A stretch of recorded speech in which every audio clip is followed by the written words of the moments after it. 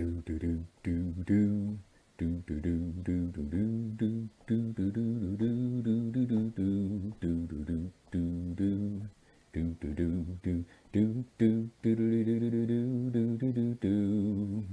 upon a time, there was a Chinese farmer whose horse ran away.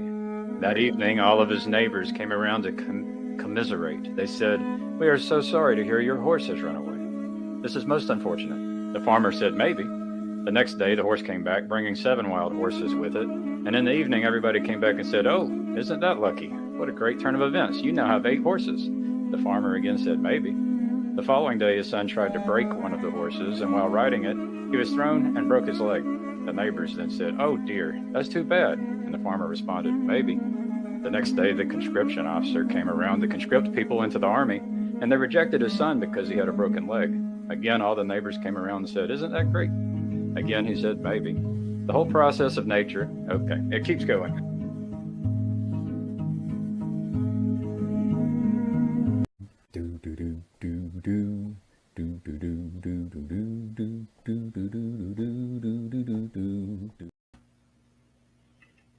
Hello. Hello. There's some kind of a. I jump in. There's people who jump in meetings and bring the energy. The energy is real. I just wanted to create a space. I offer people an opportunity to hop in. I'm going to share an invite link, but let's see. I guess the thing that occurred to me today,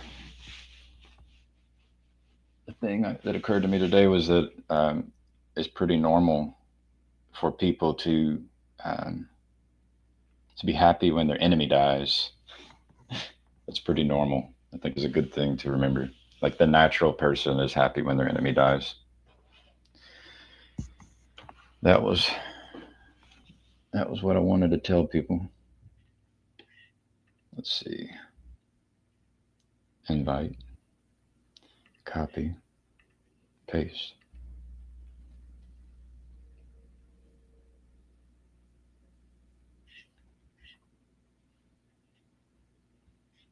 Maybe there's some background music. I can mute myself.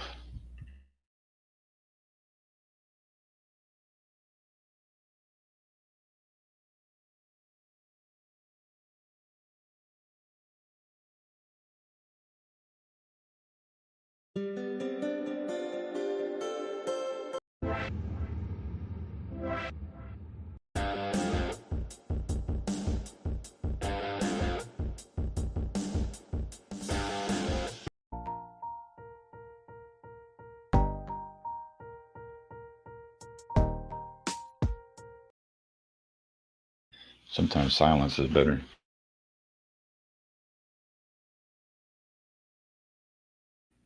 But yeah, I'm in the background. You guys can chat, um, share thoughts, whatever. I'm here.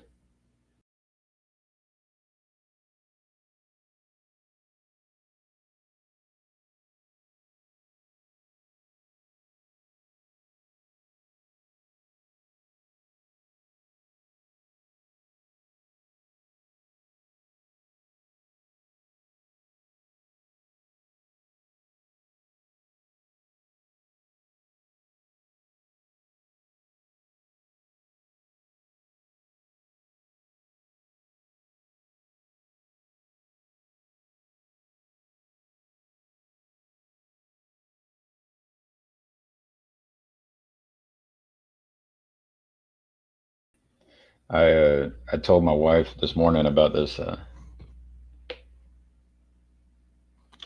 got my name tag. We had our class reunion yesterday for my wife, and my name tag says Gavin married Kim.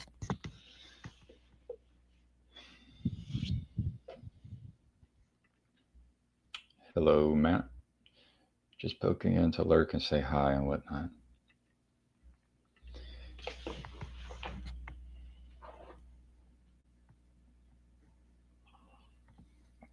I have to say these internet places are very different than going to a high school football game tailgate with people that you interacted with over 20 years ago. So Got to practice socialization skills. But I told Kim this morning, I said it's actually quite strange. It like I found that I require help in being able to love my enemy. It's not a thing that comes naturally. I think she ended up on a verse in the Bible this morning that was related. Was it 2 Corinthians 14? Oh, let's see.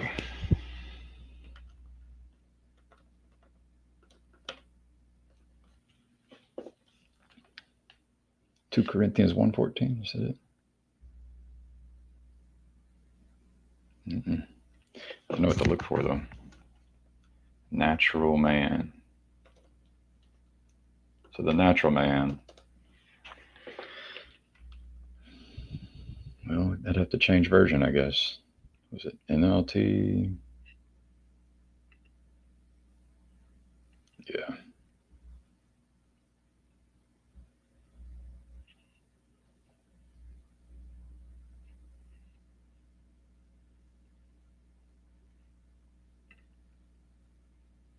One Corinthians 2:14. KG King James Version. But the natural man receiveth not the things of the Spirit of God, for they are foolishness unto him, neither can he know them, because they are spiritually discerned. Now I'll switch to the English Standard Version. The natural person does not accept the things of the Spirit of God, for they are folly to him, and he is not able to understand them because they are spiritually discerned.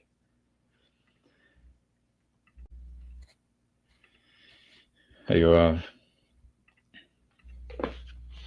if you think back to you try to imagine what it would have been like, pre-technology or, you know, archaic technology. I mean, you'd have to be happy when the enemy, uh, when the enemy dies. Like, it just seems so natural. It seems very unnatural to mourn the loss of an enemy. And then my wife was like, she was reminded of I think Batman Lego movie, one of the Batman Lego movies where Batman gets sad when he doesn't have the Joker to fight anymore.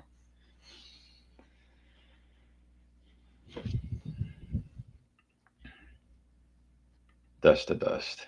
I was antisocial in high school till I found my clique, then found a chick. Broke the clique.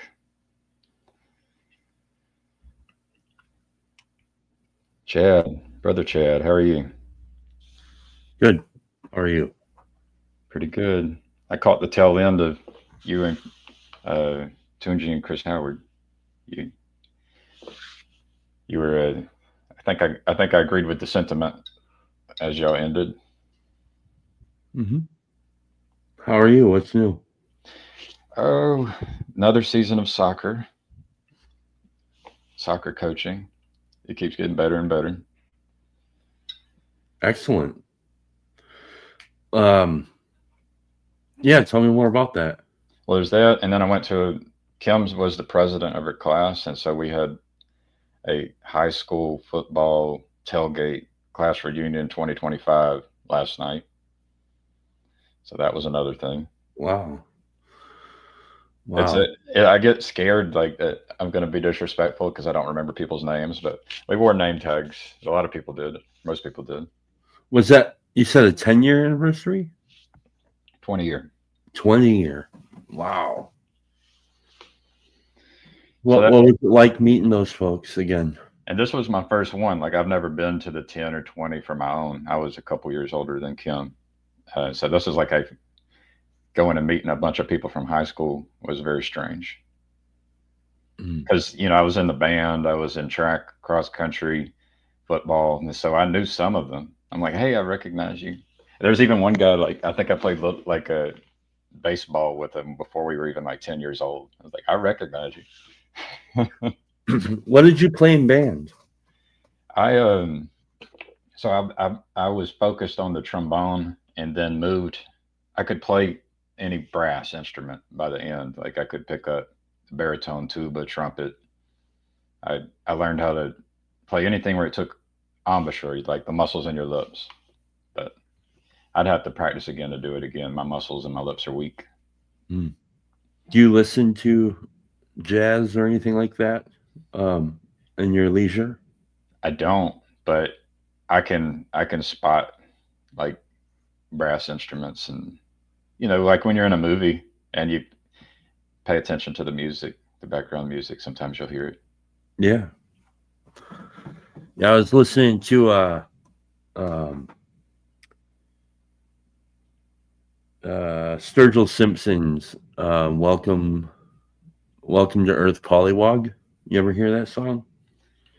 I heard you mention it the other day, but no, I haven't. I haven't.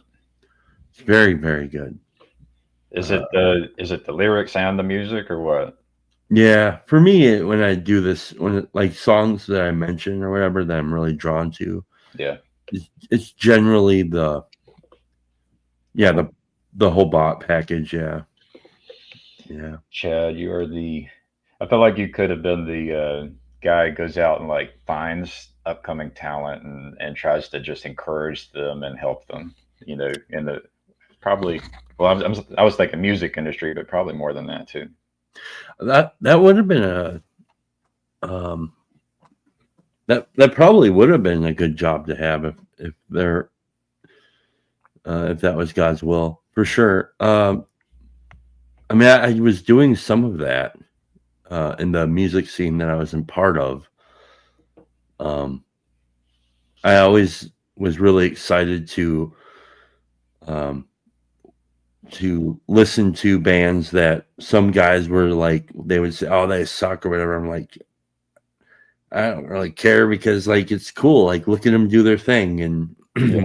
and they're contributing and they're bringing other people in and like I was really uh, like I think at the core of what I loved about it was that people were spending time together. That's what I really loved about the music scene is that it wasn't like it was genuine. It promoted healthy competition and camaraderie and um, yeah, it would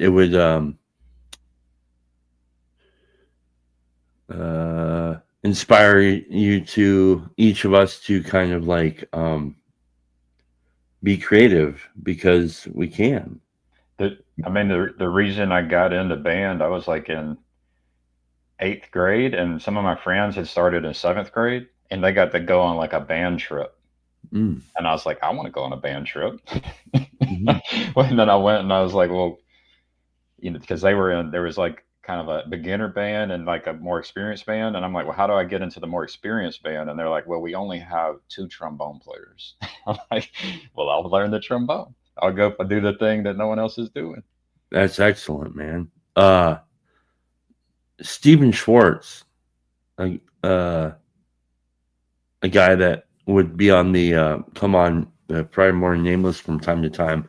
He was a trombone player, I like and man, I don't know. There's something about horns that I like the French horn. It's got a really nice sound. yeah. I mean, just for me in general, I mean, horns are like, especially when they're accompanied with traditional rock band So instruments, guitar, drums. You so know, does Sturgill Simpson do any horns in that song, or is this? I yeah, think I recall you. They do. hmm Okay, yeah. It's like it's interesting because this is I I think pulled up the lyrics. I was reading through the lyrics. I think he may have been at the vanguard of kind of reestablishing the classic country sound, right? Mhm. Like what I mean by that is kind of like the country sound from like the 70s.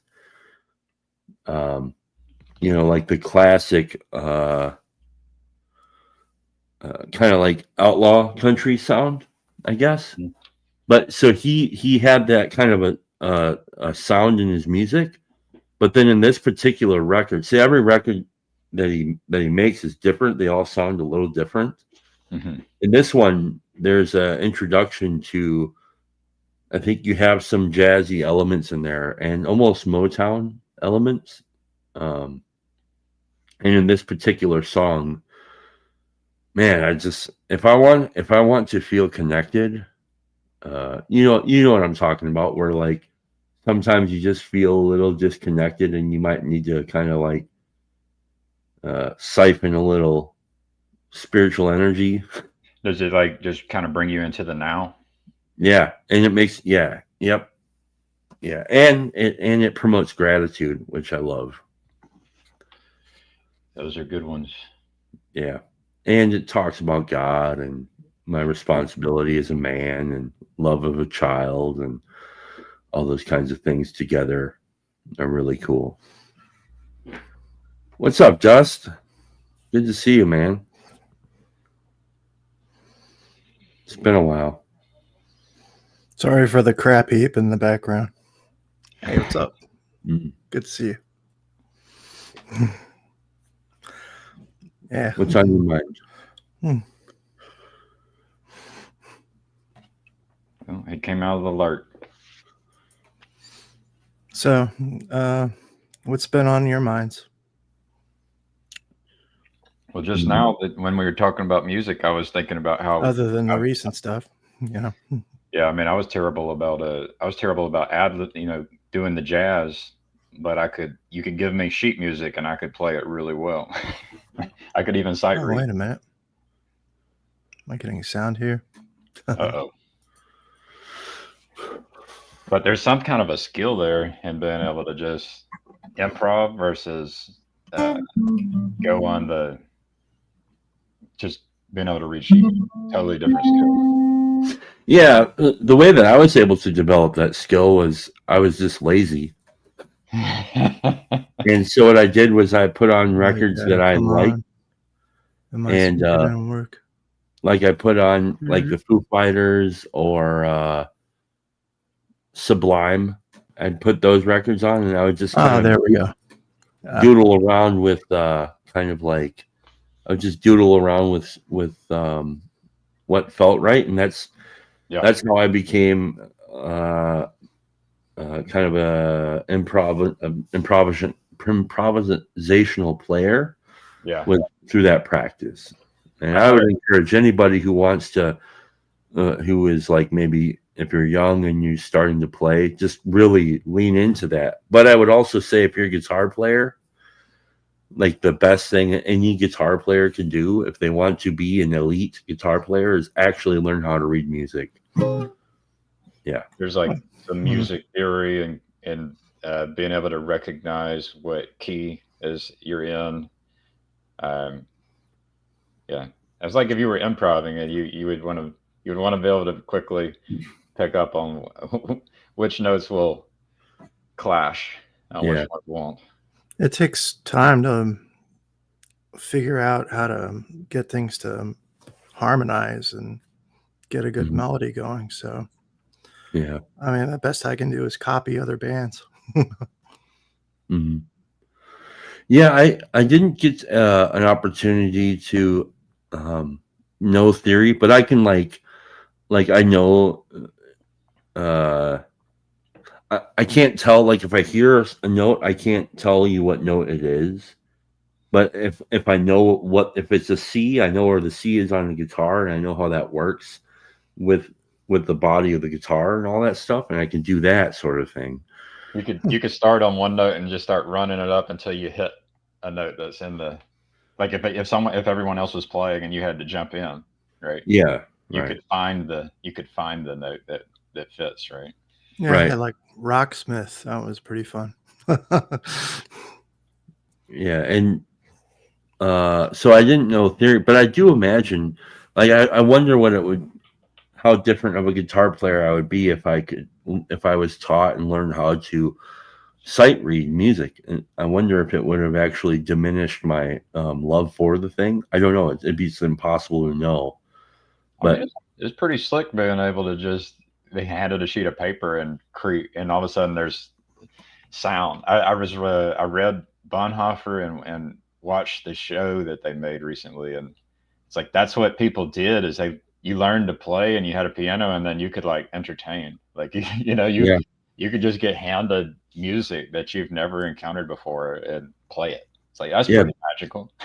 Yeah, that's living in the age of sincerity. And I think the more we can kind of step into that would be really nice. Living in the age of sincerity. Yeah. How did you connect that idea and phrase with that era and the behavior? Because people were like so as living in the age of authority or authenticity, I said I'm not going to learn your music. I'm going to play what I want to play. And so then I would just do that, and then people would actually praise my ability to do that, Hmm. which kind of fed my delusion, Hmm. which is all very authentic. And so in the age of sincerity, I think more people would be like, we're going to teach our family how to play piano I by would giving them lessons. I would And blame it on radio. Like radio, all of a sudden, once radio emerges, it just changes everything, right? yeah, well, that's radio is a authenticity medium for That sure. Or what? reminds me, I was, excuse me, because my brother was a constant in electrical guitar, and he liked constantly do like learn metalcore types of riffs, and I I could I could noodle on the guitar, Mhm. electrical guitar, but overall I've never been really good at it. And then I started picking up piano, and I was actually quite amazing at the piano. And I don't know, I guess certain instruments are just meant for certain people, and it's interesting to sort of get caught in a loop thinking I have to do it this way. And it's like, no, I don't. I can, try my own thing. Yeah. And Well, conversations I want to be the clashing cymbal. well, Gotta get jazz, it right yeah, now. jazz is really interesting because jazz has it has its kind of like authenticity. Um, it's nice. It's a balance of the two, right? Because you have like, especially like hardcore jazz people, they are like there are rules to jazz, and you want to respect those rules. So that's sincerity. And then, but then there are like Are they there clearly defined rules that you can go read about? Um, I don't know because I'm not really. I'm referring to conversations I've heard jazz players talk about this. Yeah. There's an attitude, I guess, in which is a very sincere idea, right? Like I'm going to try to adhere to the culture of jazz. Hip hop is like this too, I think. But then there's the and rock and roll is very much not like this, actually. Well, metal is. There are purists in every genre, and they'll like this is where you kind of get to a lot of metalheads or old heads are like, no, Sleep Token isn't metal. Yeah. Um, Yeah. and so but Sleep Token is very authentic sounding. That's what everybody says, and um, uh, but they're kind of post authenticity because of the anonymity bit. But so the idea of rock and roll in itself is a very authentic medium. It's like authenticity. Like we're authentic. We are like that's what punk is. It's meant to kind of break the frames. But I think once you have so much of that, and it becomes kind of like, especially if you don't have like other things to kind of be higher principles to be or modes of seeing the world to be tethered to. If Yeah. you're all in authenticity, then you're in big trouble. Yeah. Mhm. And so, like when you're living in a culture that is an authentic culture, it has its trade offs. There are some good things about it, but if it's not tethered to sincerity, you are in trouble. We are in big trouble. And Which I'm trying to be untethered from it as much as I can, but it's like, too many scary things going on. Yeah. I think the best thing is just not to get wrapped up in the fear mongering. And Yeah. yeah. I'm all for sincerity culture. Actually, I think sincerity and authenticity culture, they ought not be but they ought not be separated. But I guess I'm wondering how they can become unseparated. how they can become unseparated. Yeah, for me, it's like I feel authentic and sincere, and so I'm trying to imagine what would I be like if I was just one or the other. Well, Well, I think we just saw. people get disconnected from themselves when they have suppressed emotions, or they're getting trapped in patterns that they can't pull themselves out of particular loops. I do it all the time. I mean, I'm guilty of it, so it takes one to know one. Yeah. It might be that I don't know what you mean by sincere, so I might not be sincere because I might not even know what you're talking about Well, I think that you have become more sincere since I've known you. by accident. Well, possibly against. I like this. I become sincere against my own will. I become compelled to follow something higher. To like when you said Jesus is king, that was a very sincere moment. Hmm. That was like, Hear that, oh, Gavin? Yeah. and that's like, oh, I'm not the king anymore. I'm not the authority. I'm not the authentic one. I am a subject to King Jesus. And that's when you become you become sincere to that. Because That will become the highest moving, motivating. Well, is it? Is it? because Is it? I mean, what if we're all serving some master, and so we're all kind of like sincere towards a master, and then depending on which master you're serving, you could then say, well, he's not serving my master, therefore he's not sincere, right? yeah. Well, I think that that's not true. I mean, I think people are sincere towards whatever masters they serve, obviously, but they're you could say that the masters that they serve are caught in loops, and maybe the masters they serve aren't sincere, but they sincerely serve them. Yeah, I think if you're at the center of your story and you are the okay. I was trying to lay this out in Chris Howard's thing, and I don't have a lot of time because I actually Uh, have a meeting I want to get to. But try laying this out a little bit. You don't have to get it all out right now. You can ruminate on it for a while. yeah. Well, I like this. I want to share a little bit about it because I've been toying with the idea of ontology, and I don't really know.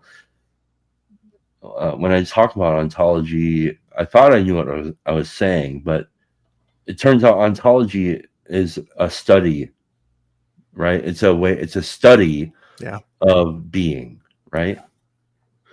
Very And complex. yeah, but like when I hear people talk about ontology, they almost talk about it as like a foundation of being, not a study of being. Um, so like, Well, it carries both of those, but it gets a little vague depending on who's discussing ontology. So yeah, right. it's definitely a easy topic to get your head Yeah. have trouble getting your head around. Yeah. Yeah. So I've been thinking about the kind of let's say the unconfessed or unrecognized or blind spot is that we are the modern consensus, at least in the West, is that we are living in a self-centered ontology and can't admit it. um, and that is one of our biggest difficulties is that I am at the center. It's me, and being, if you are self-centered like I can be, I think that everybody knows what I'm thinking. Everybody knows how I should feel, Yeah. and so living in a self-centered ontology is, I think, where we are in a lot of ways, and that's where things are starting to break down. And I think the actual onto uh, reality is other-centered and God-centeredness. Can it be I, both, like yeah, self and other? no, God and others. Can it be God and others and self?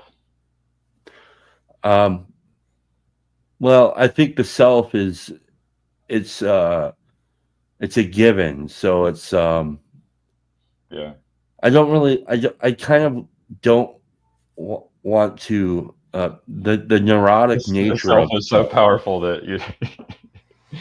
Yeah, The it's like, self-centeredness is so powerful. You want to try to yeah, fight we're it. already there. It's like, yeah, let's know, like, that's part of the problem. How can I think less of myself? Not think of myself less, but less of myself. How do I get out of that? So the onto whatever. I don't even know what I'm saying. I'm thinking Ontology. that, Yeah, yeah. Or Or the being. ontological. Yeah. The onto is the being, right? right, right. So the onto reality. Um, I guess I'm more thinking of it like process ontology is other centered and God centeredness. Yeah. I mean, Jesus says, love thy neighbor as I love thyself. Lord thy God with all thy soul, strength, and mind. We're not doing it perfectly, but we're trying to do the best within the mark that is in our capability, within our particular frame of reference. Mhm. And it's like a muscle. You can work it out and you can stretch it, and some people can only stretch their limbs so far, and um, and sometimes you're picking up things that are too heavy for you, so you should put them down. Yeah. Yeah. And when I look at my own existence, I think this is where Jacob is so right. Don't think for yourself, think for others kind of idea is so correct. This this other centered onto reality is true in that I didn't create myself. So I have two parents that that copulated so that I could be here. They showed me how to eat, gave me a home to live in, how to clothe myself. And all those things were all given to me not only so that I could live, but also so that I can pass them along to somebody else. That's why the other centered, God centered reality is the higher reality than the self centered reality. Yeah. Well, it's like And you're. It's unavoidable that we're interconnected, like with others. And so to be self-centered is just to kind of live in a like a delusion. yeah. Exactly. Yeah. That's when you do really, really horrible. Um, that's when we do really horrible. Stupid stuff. Yeah. Uh, self centered actions that. Um, but God is good because God will take my self centered bullshit and turn it into something that I can't imagine. So thank God that I'm not the one with the keys. Yeah. Yeah. That being said, I should probably go and try to be of service today. Love you guys. Yeah. Love you, You Chad. too. Take care. Bye. What's up? Well, I figured I was just trying to. Yeah, I was trying to be of service by hopping onto a stream. I started out hopped in Discord. Nobody hopped in Discord. Ah, So then I hopped on a stream, figured I'd hang out there for a while, or here. Well, I figured I saw you both on and would just kind of pop in and show my face. Backgrounds are crappy at the moment, but so how you been doing with your church and practice and everything? Has been going well for you, or? Yeah, it's pretty good. It's I like I like the mega church. You know, like I don't think anyone or any organization is perfect, but I see a lot of good in the mega church. Hmm. I continue to do the sound system for my church, and I mean it's worked out, and there's actually a lot more people going to the church as a result. I mean it was shrinking for a while because we had a pastor leave, and we had nothing but old people, and it's like just carrying the torch for the sound system has Yeah. managed to get the church to a point where it's regrowing and reimbursing. So it's just like it's interesting seeing how God works through all those things, even though technically we might feel like things are going to crap. They're not.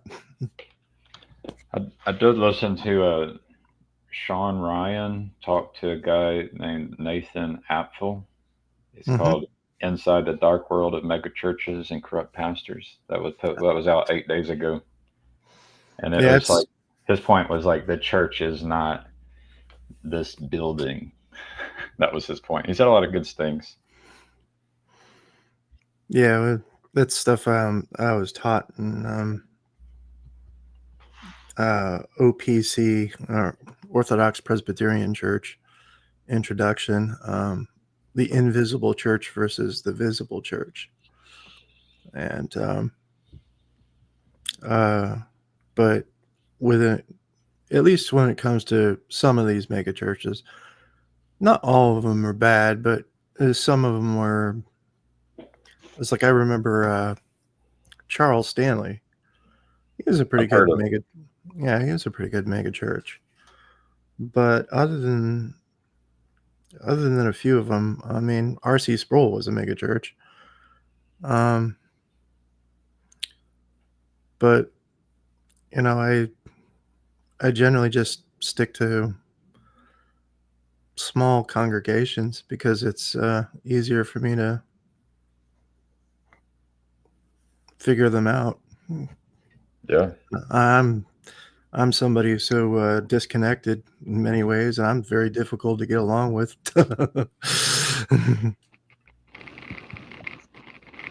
There is a skill. Hey, Ron. How you doing, guys? Can you hear me? I hear Yeah, you. I hear you, and then a little bit of background noise, but it's tolerable. I'll mute myself when I'm not talking. Okay. So all right. I heard you guys talking about sincerity and authenticity. Mm-hmm. Yeah, I'll be honest. It's starting to make sense a little bit, but can you explain that one more time to the kid in the back of the class? Well, that was Chad's teaching. He probably needs to do some lecture series on it, I guess. Oh, But that would be, yeah, I'd like that. yeah, I mean, I think he was moving. I think the language he arrived at was this language of self-centeredness. Um, so like, I think I think basically um, he wants to encourage people not to be so self-centered, for Right. himself and for everyone. Well, what made sense to me was when he was talking about when you gave your heart to God, that was a sincere moment. I like What that. I well, can understand that. what's interesting about that one is I like there's people who'll kind of pick out our internet community, and I feel like I'm a little bit of an exception, but it's not necessarily the internet community that helped me the most. It was actually Chad meeting with me at 4 a.m. For a year. You know, it's like so like there was a like what is that? What is that? And he would say that it wasn't all him. Because I had to get up at 4 a.m. too. Right. So Right.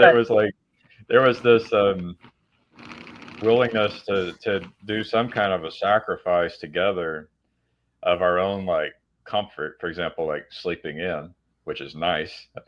I don't know if anybody else out there likes to sleep in and not wake up at for a Right. conversation at 4 a.m. But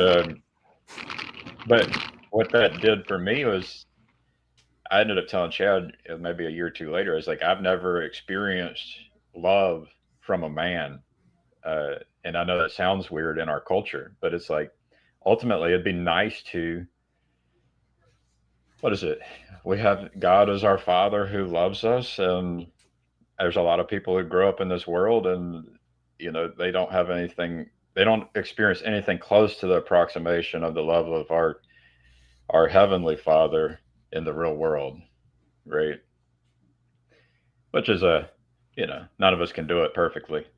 Um, and so yeah, it's probably when we're not being so self-centered, we're kind of uh, doing something towards becoming more, loving more like our heavenly Father loves, right? So there's something like that going on. I think which Okay. Chad tries to do.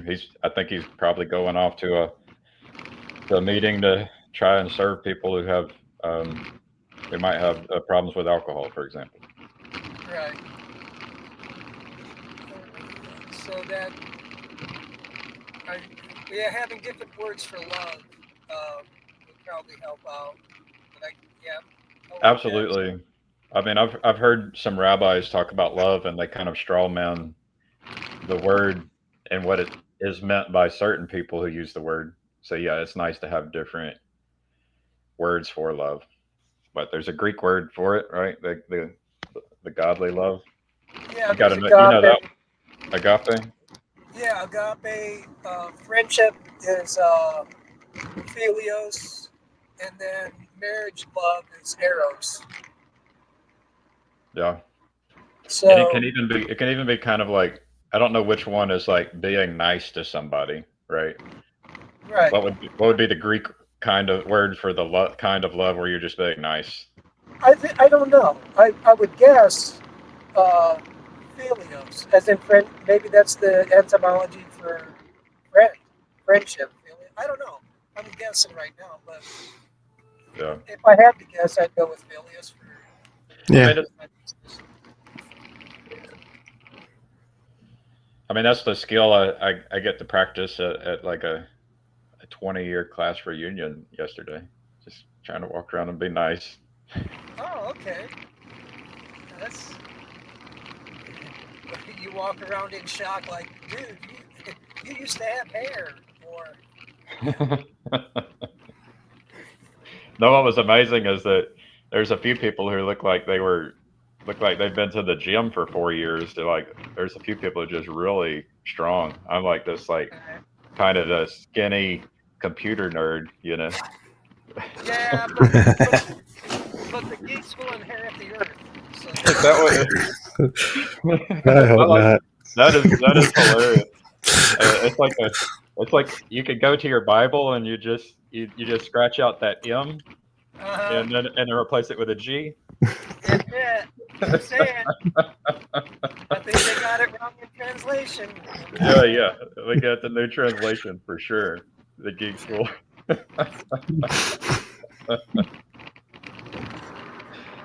I like that.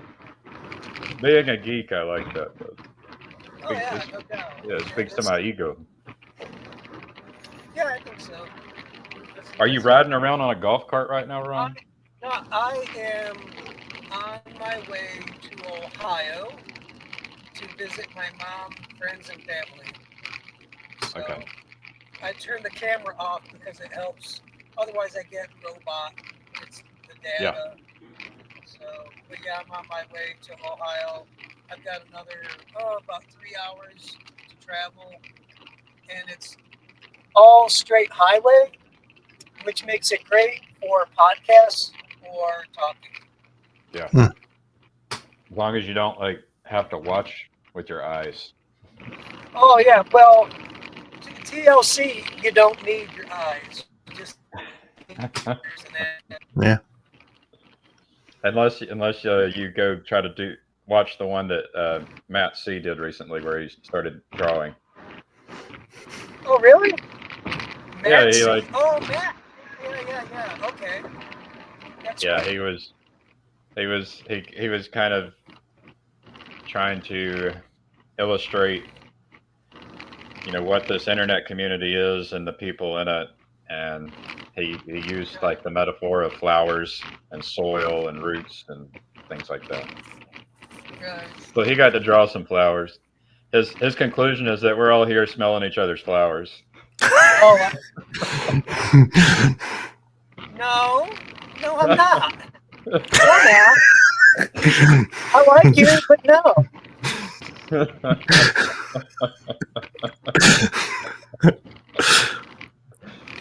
No, I got to meet Matt C in Chicago. Awesome guy. Good fellow. Just good Yeah, company. I've hung out with him a couple times in Discord land, and I enjoy. He's one of the he's a more mature, socially mature person than myself. I have a habit of like coming into conversation and just like forgetting any foreplay or anything like that. It just and then Okay, hey Gavin, we can. Okay, so there's no smelling flowers, and we're gonna help you, bud. Like this might not be sincerity. This is gonna be authenticity. We're gonna help you not be so authentic right now. Like no, no, but well, yeah, I'll tell you. people. I mean, there's something to you know uh, earning trust with people and investing time and uh, you know. But people need to know you care before how much you care before. What is it? Yeah, people don't care how much you know until they know how much you care. Yeah, that's it. That's it. Yeah, so that's an easy one for me to forget. But And Matt doing C's he's got the wisdom. Like there's a few people like that are just really good at relationships and social situations. That's like I'm Matt. terrible at them. Why else would we? Yeah, why else would we be here? I did. Yeah, I did try to push back on Matt and his some of his assessment with his illustration, but Hmm. the thing I think that I told him the thing I think that a lot of us have in common, maybe most of us, is that we are interested in trying to in we're interested in helping, being willing to help strangers. Is the thing that I see now. Some of us are more or less tolerant than others about different things, but even so, um, I'd say a common thread. Like even the people who don't like me, they are interested in helping strangers. I'd say that's kind of the thing that I see as a common thread. I've been trying to be as tolerant as I possibly can be, given That's that not. I'm I mean, involved in the church. I'm not. I'm not saying you should be tolerant. Like I'm not even like I'm not casting judgment on people who are more or less tolerant. But Mm. I do see like even whoever you think the nastiest characters are in our community, it's like I think you could agree that they, if you look closely, I think you'll see that they are willing to help strangers. I think the only person I've had difficulty with Oh, you is be careful when you start naming people. yeah, that's true. Yeah, that's true. You yeah, had a public don't stream. don't name anybody. I've learned. Yeah, you got to be careful. The but yeah, I mean, I've had people have had difficulty with me. Like I can say that. So because I've been kicked out of communities and excluded, and I've learned that that's good. It's fine. And even the people who don't like me are good. Like they want to help strangers. So Well, That's the thing that I see as common in a lot of us. I think it's fair to bring up his name, not so much Uh-oh. because I see bad in him, because I don't. It's just that I had trouble getting along with him. Is Mark Yeah. Mark L. He has a very bombastic way of talking, and I'm not used to that. I'm used to slow bullet points. Yeah. I think if you hopped into a voice chat with him in his Discord server, he probably would speak to you in a different way, perhaps, than he does in a live stream. Well, I mean, it'd be okay to shout me down if I'm stupid. You know, that's fine.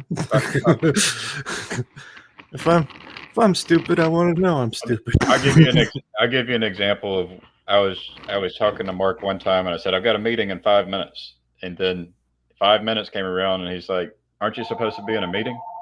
And it's like I found like that's him trying to help. You know, it's like that's just a little example of him trying to help. So he does have in him like a desire to try and help people. Now, where does desire and skill meet? You know, none of us are perfect, but I think he does have that desire to help people. Yeah, I have the desire, but it's like, um, I'm. I The guess thing I'm is, still when it comes to finding out puzzles, but I have such gaps in my knowledge when it comes to mathematics that it's kind of hard to uh, take those models and explain them to people. well, it's a think about like Chad just ran off to go try and help people.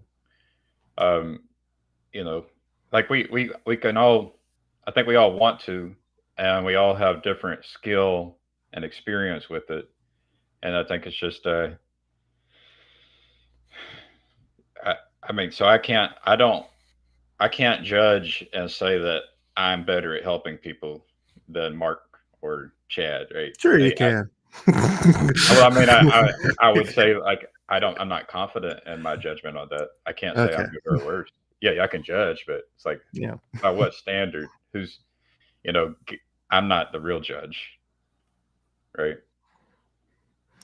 Yeah, it's difficult sort of checking my own ego and but the more I realize how much I fumble around in things, I realize that my major problem comes from, as Chad was talking about authenticity. I have trouble with the authenticity because I have so many broken parts. Uh, it's like this a case where I'm dealing with depression, nightmare disorder, bipolar disorder, a little bit of disconnect. I've had people, I don't know whether they gaslit me or not sometimes, but it's, Well, it's and then hard there, to know if someone has gaslit you. You'd have to be able to like get a confession or read their mind, right? yeah, there's just no Otherwise, way to it's know. just yeah. Now you may have got lit, but did they do it intentionally? Yeah. So, I mean, I just kind of put it behind me or forgive them and just move on. Yeah, I mean, and then if you get lit, like, are they?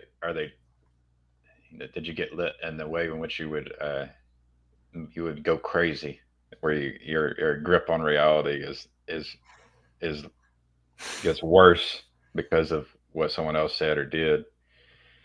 What I found is I had to turn off the TV. I had to get off Facebook.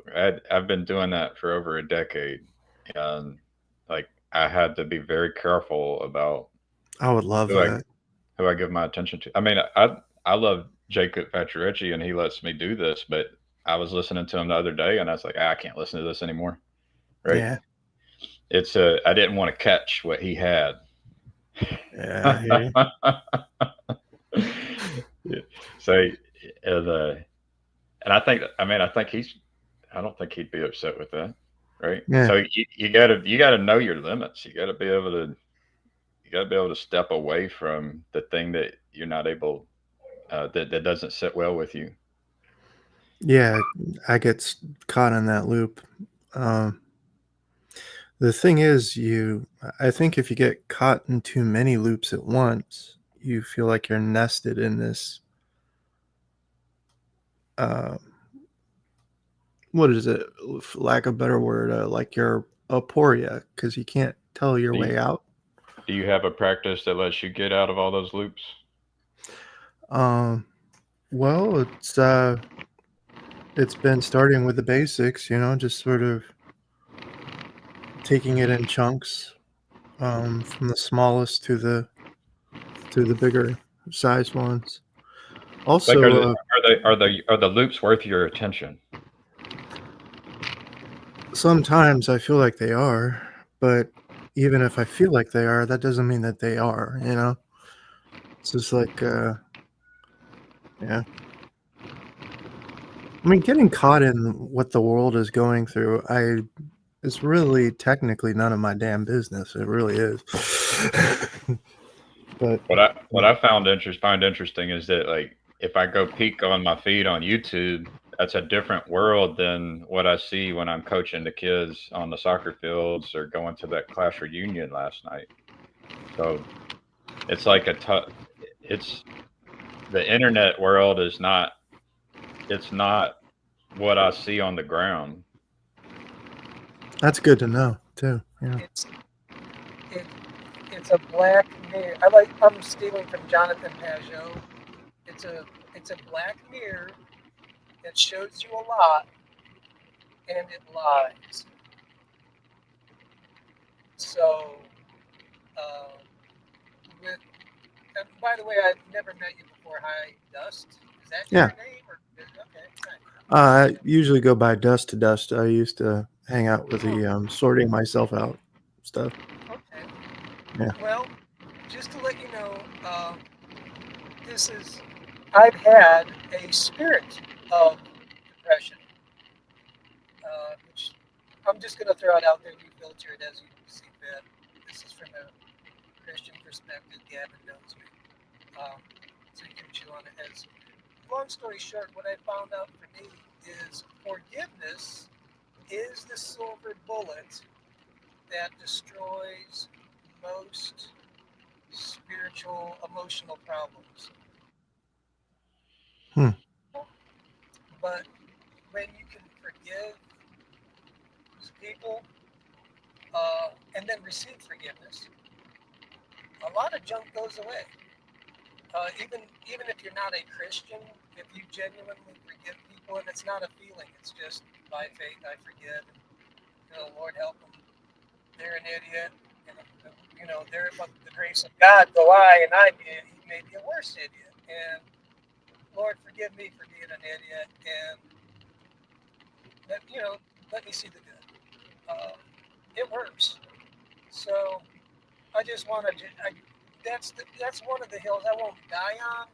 But if I was a medic, that would be one of the things I would check anybody when they get hit. That was good, Ron. Uh, I'd asked if there was a practice, and I got I got a good one there. I think, yeah, mercy is nice. Mercy, been very, very good to me. So I don't know how.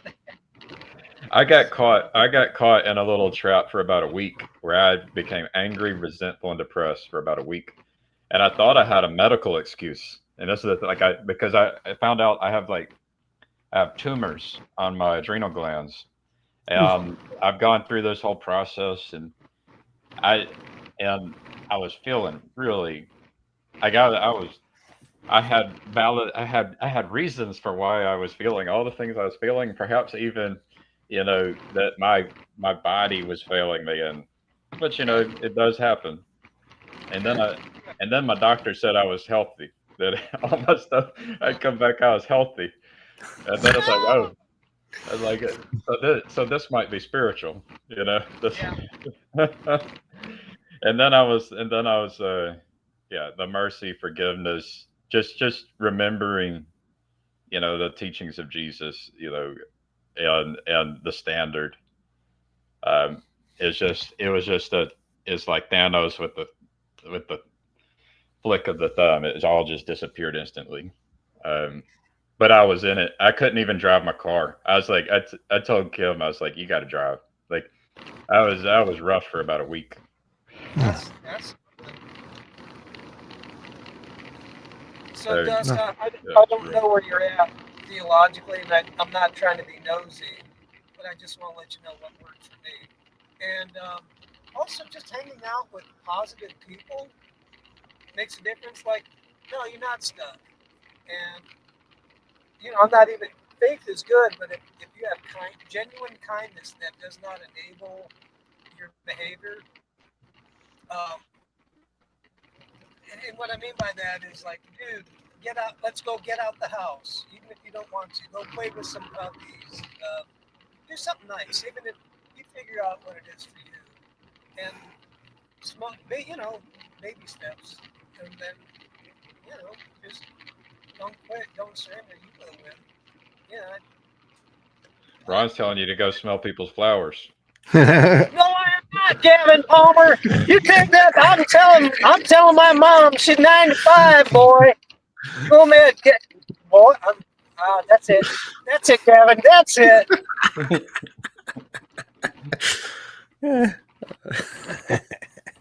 I do think when Matt C had said that, I do think it kind of revealed what he's doing. Like he really, I think he enjoys, each person that he encounters. He's kind of.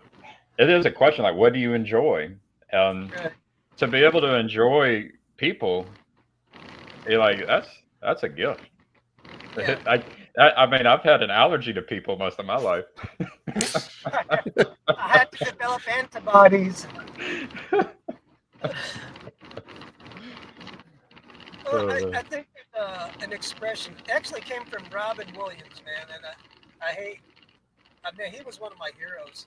Like I loved comedy, and he was one of my idols. I wanted to emulate him. I loved, and it was one of his comedy routines. At the way he closed it, he goes, "Thank you for letting me walk through the garden of your soul." And I'm like, wow, that's so. It kind of goes with Matt, but not quite. Like it's a place where you want to walk through, but only on trails or paths that you're allowed, and then don't disrupt what's there, appreciate what's there, and it's like walking in the woods. Like, huh, okay, that was nice. Everyone should be so lucky to be walking in Robin Williams. Yeah, yeah, Having that walking us. yeah.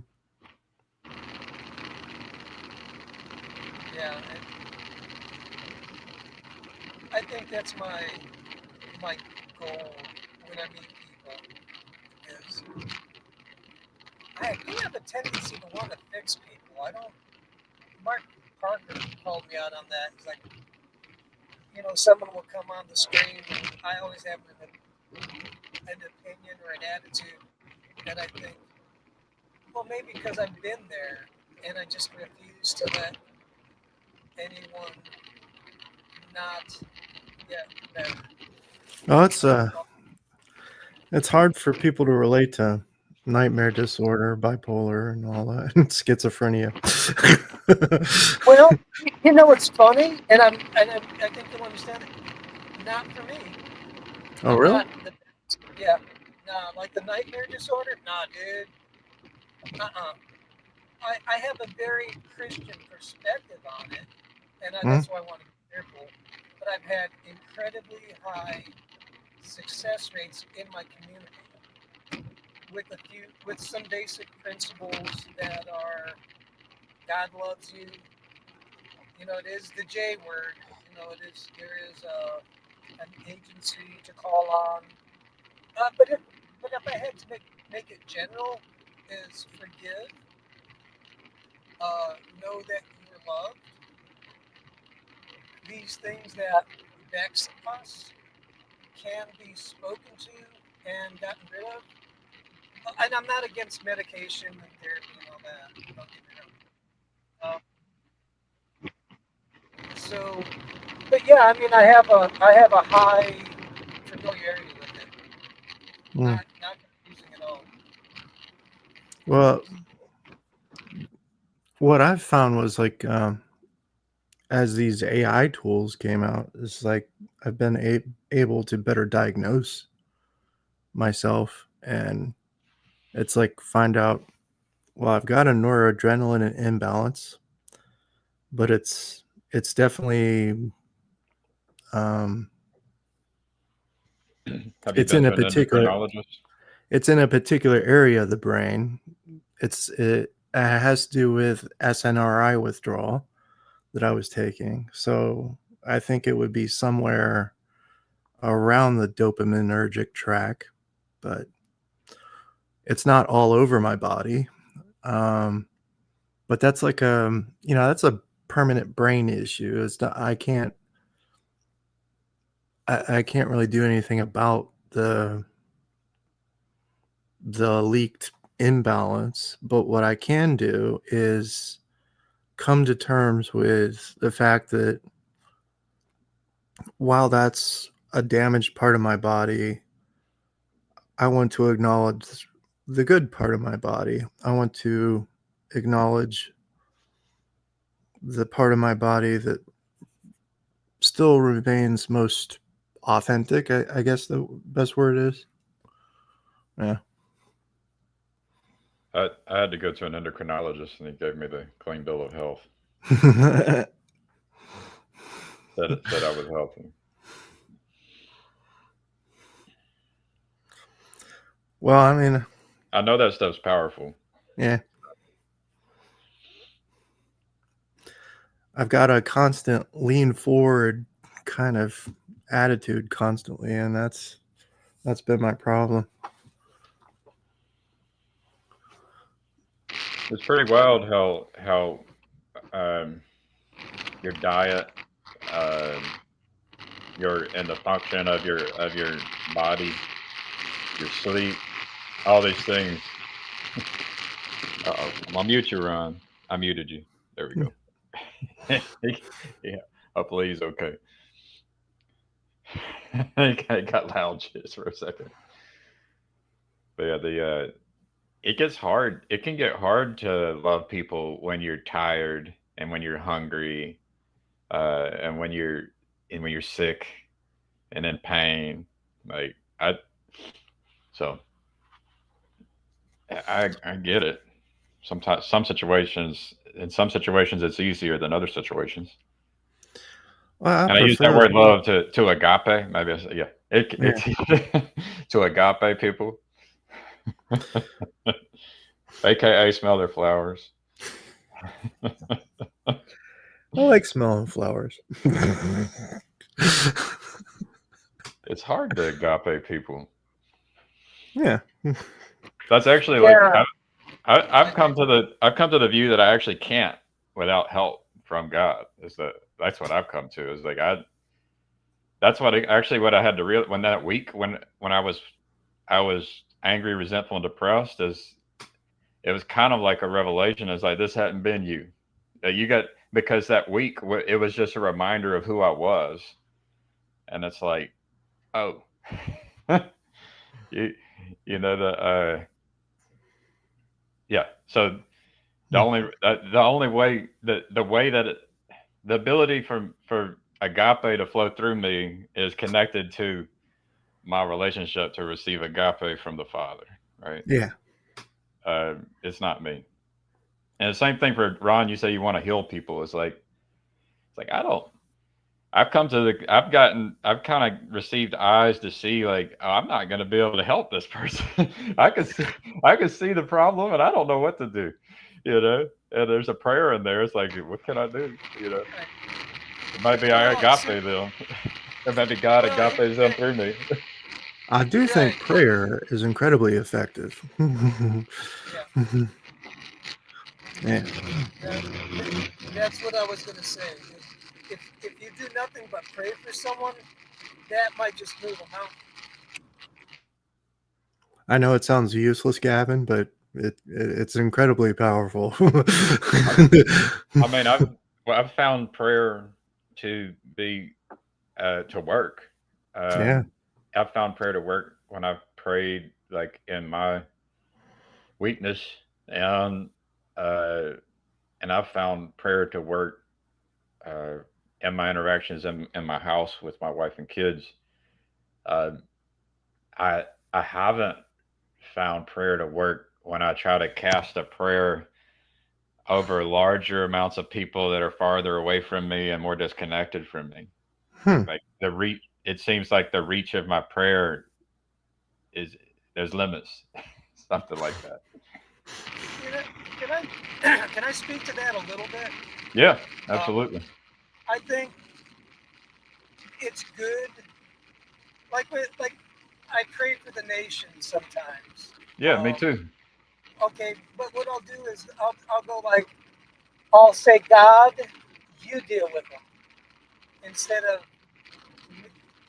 I think our prayers maybe when it gets on a more global scale, um, always pray, but maybe they're more like drops in a bucket where, or like all hands on a long rope and you're pulling a problem out of a ditch.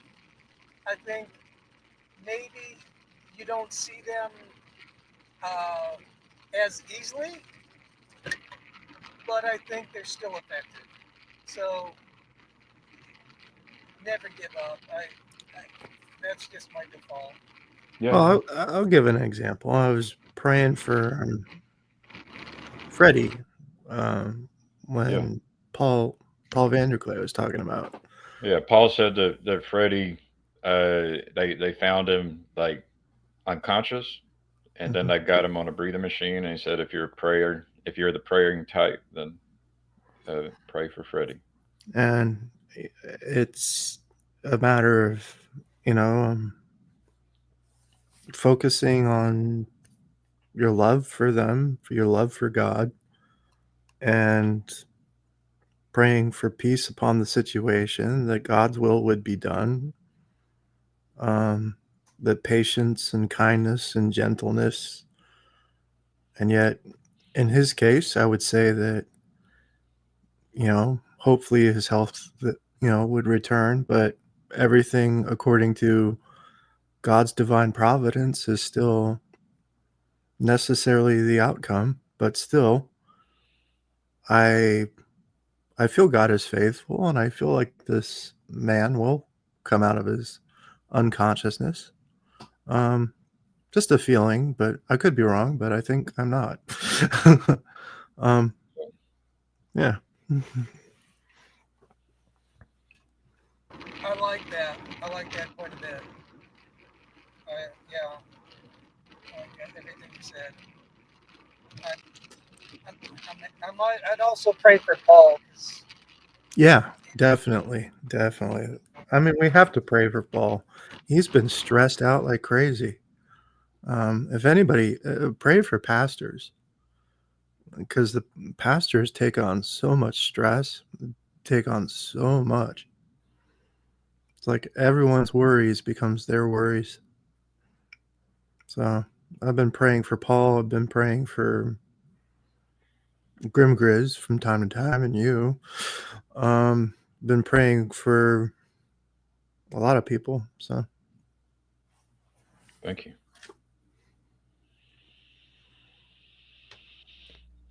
Yeah, at one point I had a list, and my list just kept growing and growing and growing. It's like when AI takes all our jobs away, I guess I could just have this big list. I just pray.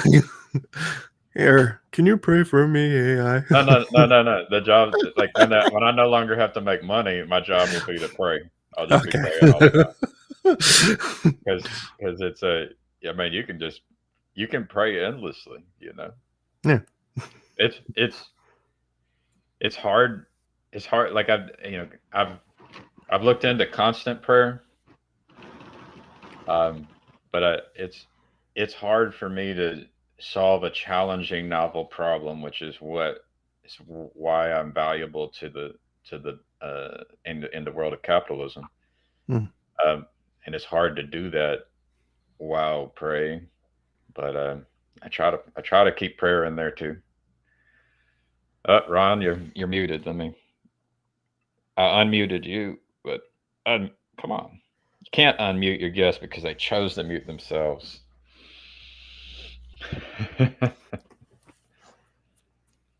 I don't have that much power, which is nice to know. All right. Well, I think I'm gonna head out. And I'm sorry, but my head's giving me. But nice talking to you all, and Nice to talk to you. hope to conversate again. Yeah. Thanks for helping out.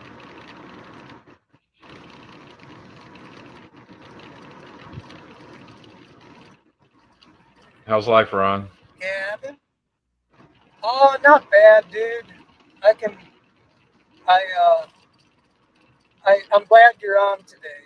It's I just need some good, normal corner conversation that's kind of in in the right in the middle of the lane.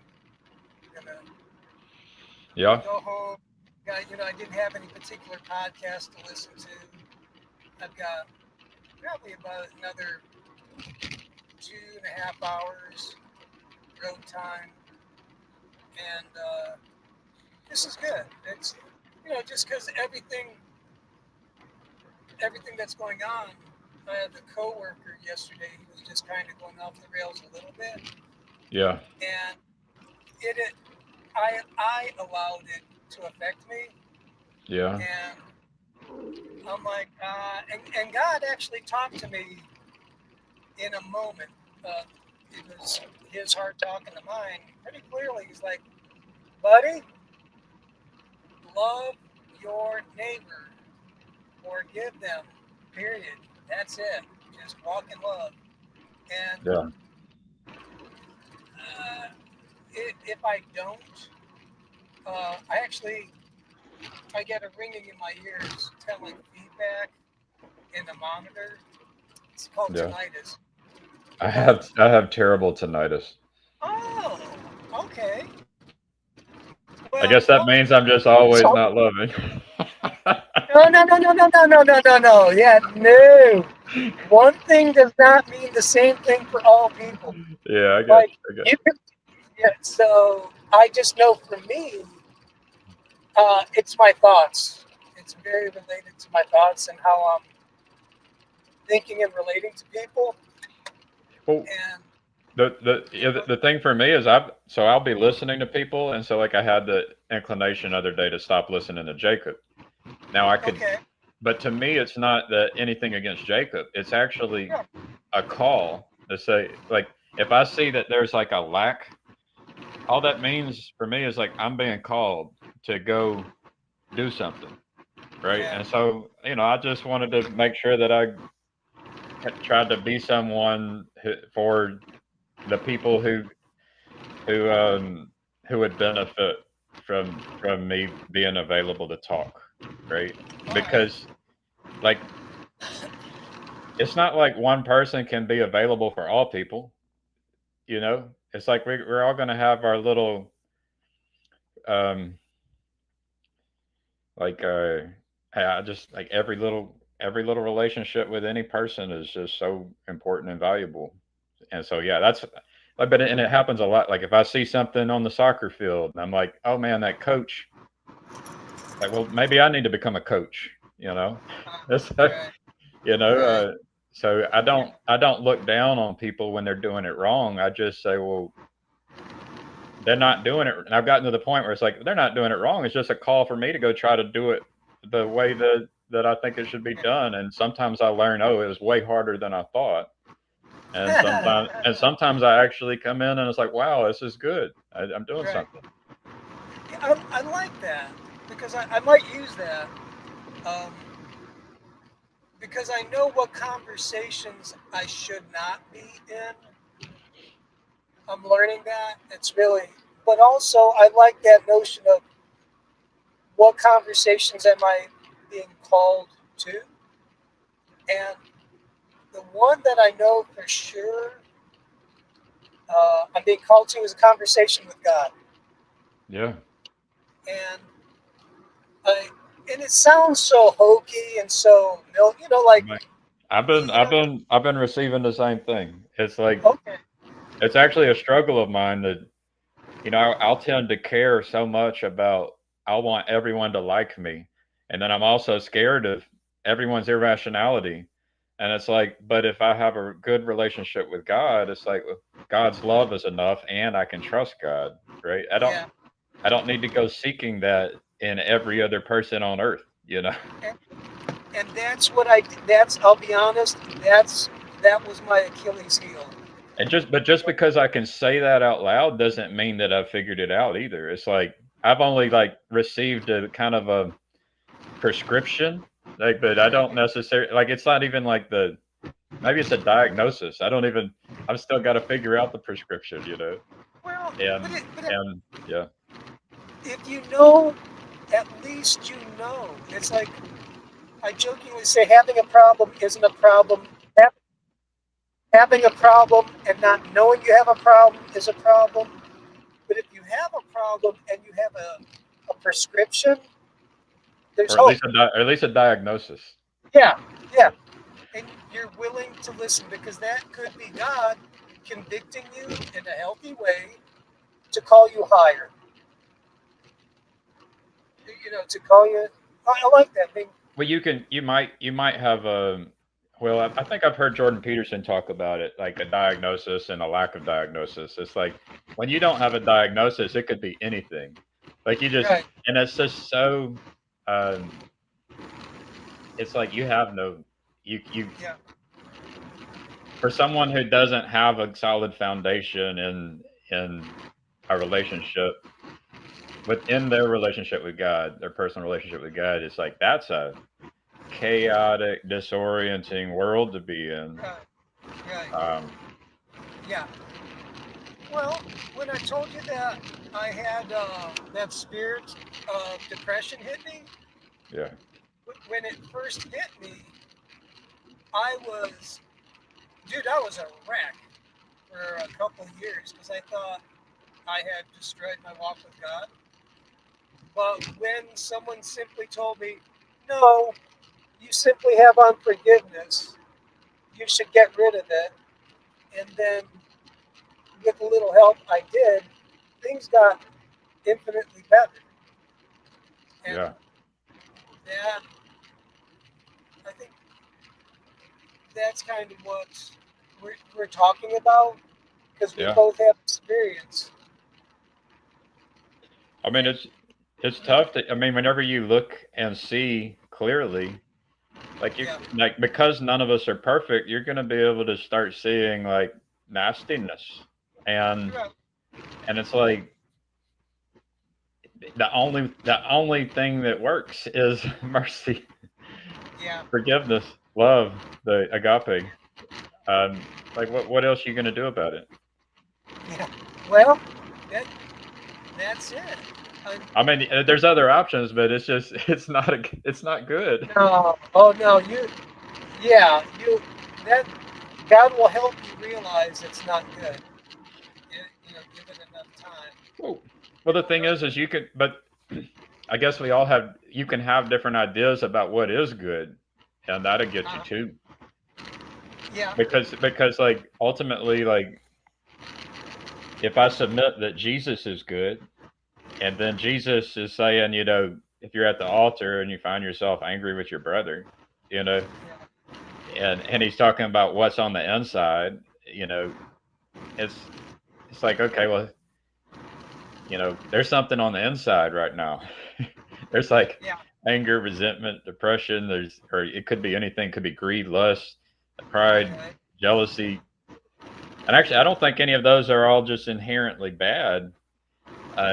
But man, if they just sit with you for hours and days and weeks and years, like Yeah, that's bad. right. It's crippling. Well, what I've heard describe what sin or demonic activity is, it's when something that is in its right time and place is okay. When it's out of time and place and amplified, exponentially. Yeah.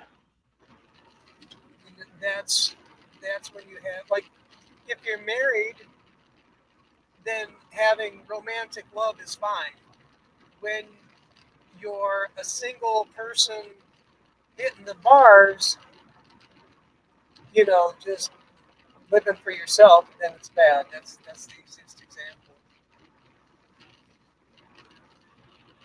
And I think when you grow up spiritually, and it has nothing to do with age, when you submit your when you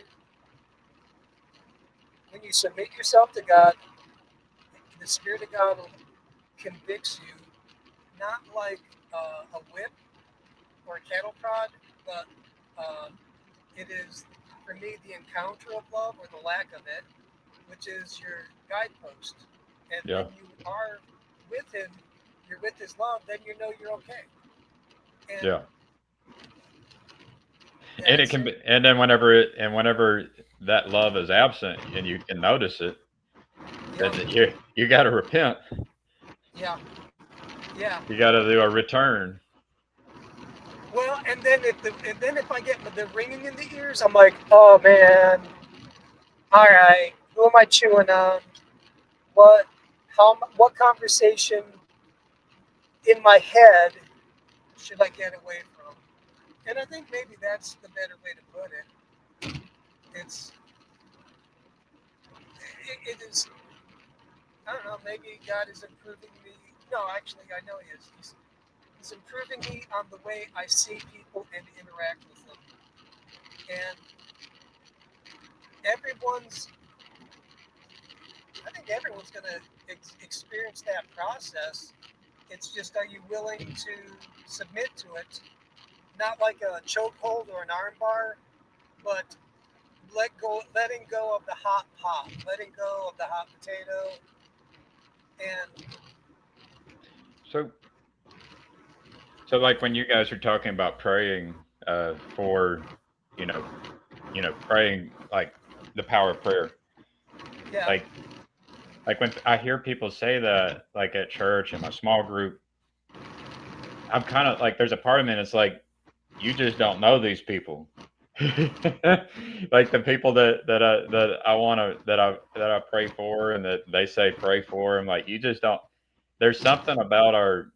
It's like we have a kind of agency in which we can keep our back turned to God, right? And the question would be, does God ever go up to someone and just like force them into a relationship? That's the question. Like I'm not sure that prayer works that way. That well, God. here's the thing. All right, imagine, if you will, I have a friend, Rebecca. She was at a silent retreat for another religion, like the Eastern religion. She was Miss Ayahuasca USA. She's really into that. Yeah. And Jesus came to her sovereignly in a dream and talked with her. Really gave her an encounter between him and her. It was up to her to receive it, but she was looking for truth. And when she met him, she couldn't deny it. She But had a it, choice. She could if she wanted to. but it's so mysterious that some people have that encounter while many Yeah. people don't. Dude, I have no idea. Dude, I heard the gospel at a pop festival from a girl on acid, and here we are. Yeah. You I've know, heard you, I've heard testimony of someone who's in prison, and ready yeah, to ready to end it, and they've done all kinds of terrible things, and then yeah, bam, there's just an encounter. yeah. It's wild. I think, well, and actually, you're a good example. From what I understand, dude, you prayed with Chad for a year as a non-believer, but you just said, "Yeah, I'm in." I mean, that's kind of Well, hilarious, dude. here's what Kim and I were talking about this. my delusions of grandeur were so large that I was serious and sincere in wanting to create peace on earth, and Okay. so sincere that I looked and said, "This isn't working. I got to try something different." You Oh, know, okay. and so like Yeah. it's it's all been a it's all been a this isn't working. I got to do something different.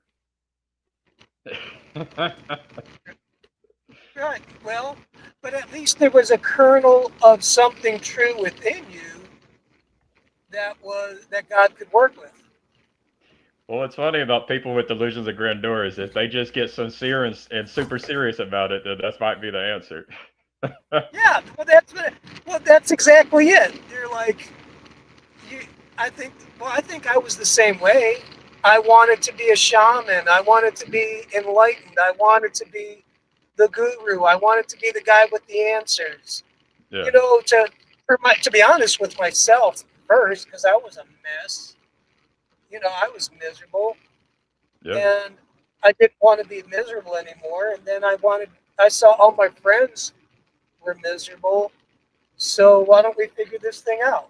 And I was like, all right, kid, good attitude, wrong team, but good attitude. Here, let's have a talk.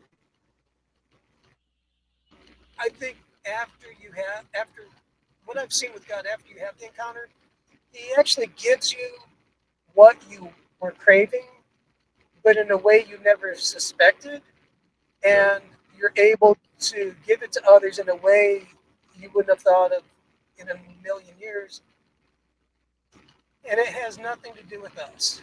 And it's But usually, so, yeah. but I think So there it's are kinds of people who aren't interested in trying to like help the world, and they're lazy or not serious or something. Like it's kind of they're not being honest about it.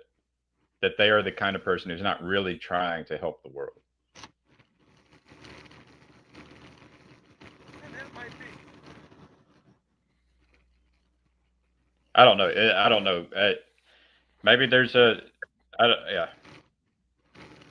I could. So the thing is I know what it's like to want to help the world and then to be gripped by an unclean spirit and then like the kinds of unclean spirits that leads people to do bad things. Like I know what that feels like. It's Right. so but I don't know how people can escape that and come to the realization that that doesn't work. Like that for me, it was a pragmatic realization. Like this isn't going to work. This unclean spirit doesn't work. Okay. But that was like an So IQ that thing. sounds like an That was a individual case. rationality thing. What's that? Hey, if I lose you guys, I'm in a dead spot, I think. Yeah. Just want to say, How, hey. how are you, Andrew?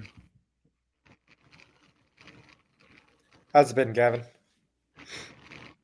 It's good. It's good. I had 1 week. I had 1 week of misery, but every other than that, it's been good. What caused the misery? Uh, yeah, it was a couple things. It was I mean, the cause would be. I think I thought I had an excuse for. I thought I had a doctor's excuse for being angry and resentful. Hmm. But then my doctor said I was healthy, and then I'm like, oh wait, I guess I guess I don't have a doctor's excuse anymore. Yeah, I get you.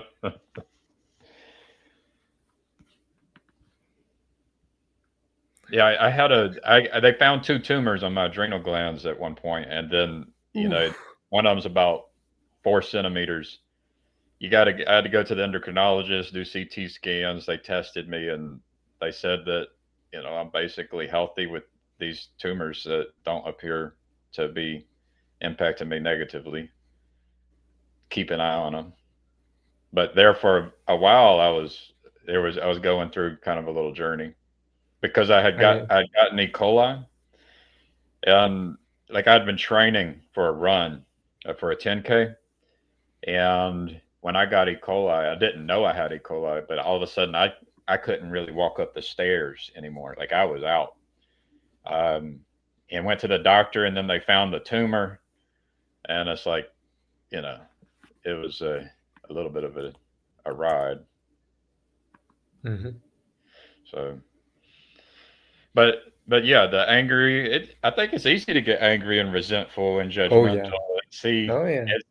and like it's just so easy because we're not perfect. It's like all you got to do is look closely, and you're going to see imperfections in everybody. You know. It's fun to be angry.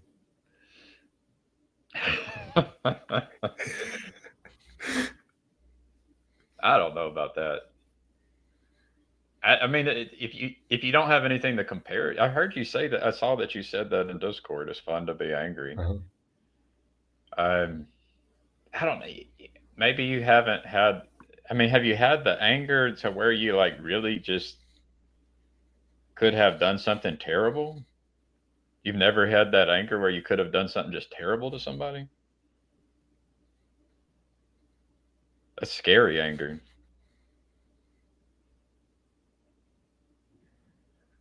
I don't know. Usually when I get angry, I go to the gym. Yeah. So you somehow have some Work it out. discipline to channel it, or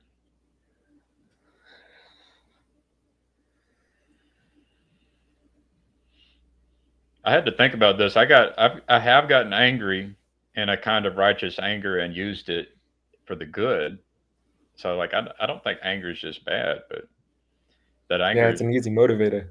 it's hot. Easy motivator. Yeah. But I think it's nice to if you have love and anger. Like I think you can have both. Mm. But if you have anger without love, and then you're just if you're just like simmering in it for hours and days and weeks and years, they end up calling that hate. But I don't like calling it hate. It's just anger. It's an anger that with no outlet that you've just it's like a pressure cooker. Do you know what a Mm-hmm. pressure cooker Mm-hmm. is? Oh yeah. Mm-hmm. Yeah. I guess it's good to be able to go express it in a way. There's probably all kinds of ways to express it, and you go into the gym. I guess you it kind of allows you to express your anger, and then is it resolved after the gym? You feel more tired. Tired. Yeah. You That know. might be being tired it saves the day sometimes. I guess Yeah, yeah. I'm I too mean, tired. some anger is just you live with it for a bit and it goes away. And if you keep yourself tired, eventually I yeah. was when I was in that week. It's like I was seeing the things, and I was kind of like, if I just were to like write this down and just revisit every day these things that I'm seeing, it's like I will just stay in this. I will just stay in this anger, resentful, depression state. That's where I was. It's like once you see some things, it's it gets very difficult and dangerous because they're true. Like there's real true things that you can see where you begin to see like, man, I like people are messed up. Like everybody, we're all messed up. We're all broken. Mm-hmm. That's where I was. And it was real. And it is real. Like we're all messed up and broken, you know. Mm-hmm. So it's that yeah, Ron's prescription was forgiveness and mercy. I think I think I've heard Chad mention that one as well. But when I did use that righteous anger for good, there was not an immediate forgiveness. I acted. I went and took Oh down yeah. somebody, Oh yeah. but I didn't like hurt him. I just did the full Nelson. I went up under the arms, behind the neck, and controlled his legs, face in the ground, and just held him, humiliated him with power.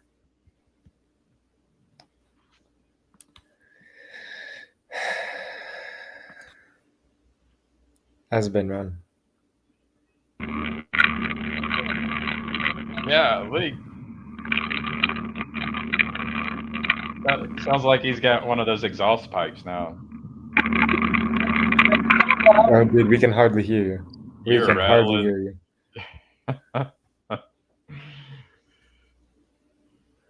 It's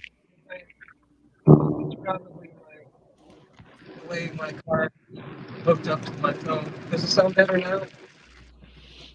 That does sound better. RJ says being right doesn't mean you can be however you want.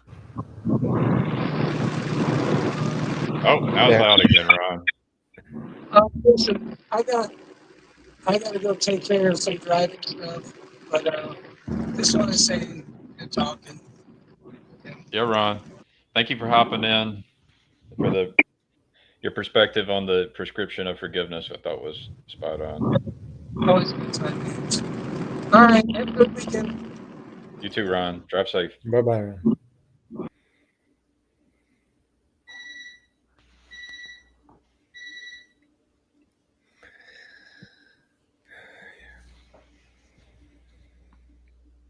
You. It's strange that you don't have food.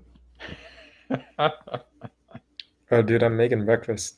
Okay. I'm gonna eat your words. Well, usually when you were making breakfast before, it was just like cereal and milk. Yep. Yeah. But I've got a well-stocked fridge, so now I've got hash browns. Nice. Uh-huh. And your parents good. aren't coming and raiding your refrigerator anymore? Oh, thank God. I think you were probably raiding their refrigerator at one point. Oh yeah. Have you ever seen the YouTube videos of like the parents who are like in their 40s or 50s coming into their children's houses and just treating the children the way that they treated them, like leaving cabinets open, leaving the milk out, leaving the cereal open, Oh no. using multiple cups. It's like you just use the cup, just get a new one. What are all the things that kids do that drive parents crazy? AC on and window open. Leaving the doors open. Yep. Lights on everywhere. Yeah.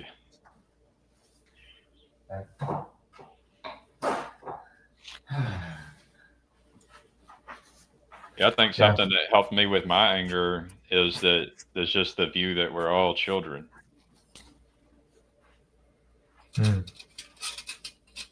It's like we didn't come into this world just full of wisdom. Wisdom and knowledge. That didn't happen.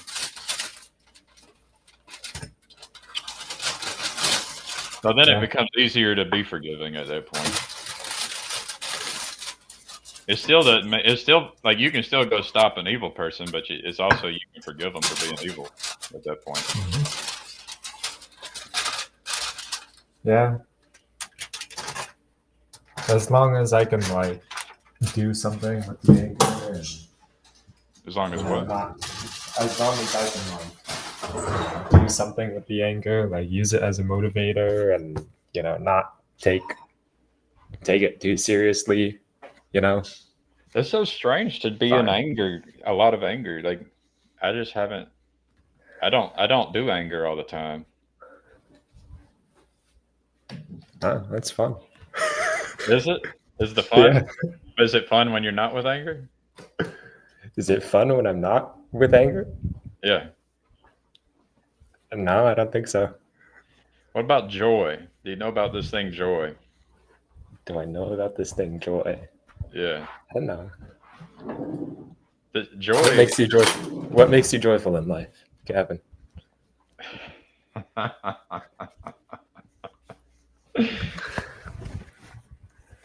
Oh man, it's well, I don't know what that was right there. That I just felt it. I thought about saying some things that could get me in trouble. Okay. Oh man, I use different words. I told what was it? I told my in-laws the other morning. I said it was two F words. It was two F words. But one of them was fishing. One of the F words was fishing. Now, recently, I have really enjoyed coaching these kids. I really have. Coaching these kids in soccer has been surprisingly joyful. Like especially like little kids, like these not too little, but there's got to be the right age group. So like the 5 year olds can be, and I guess it's different. It depends on how challenging these kids are. You know, some of them are a little more challenging than others, but trying to, I guess, trying to get them successfully seeing them enjoy soccer gives me joy. It's like a vicarious joy. Um, yeah, I'd say I get joy when others have joy. Maybe that's it. There's this phrase: attitudes are caught, not taught. And then there's a skill at being able to like produce a spirit in another person. And uh, I guess comedians might do it a little bit.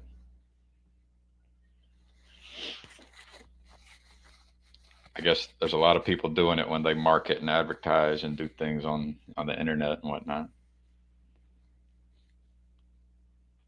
But yeah, joy. I think I experienced it when other people experience it. You should like my brother-in-law and my wife when they catch a fish, they like shout and like cheer uncontrollably.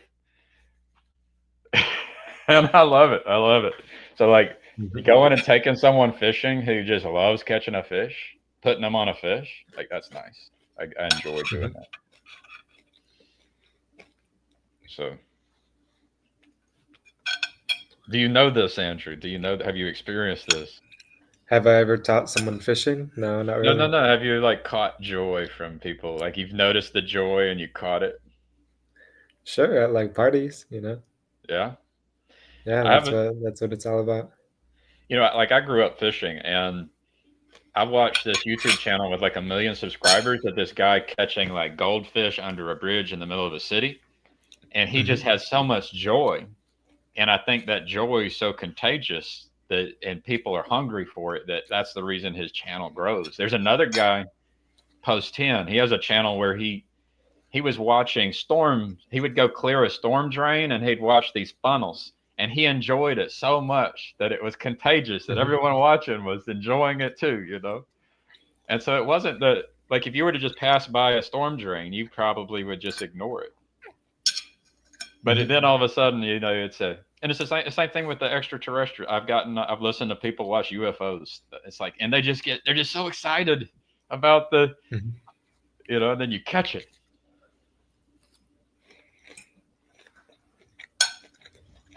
Yeah, I just watch a bunch of rage bait and then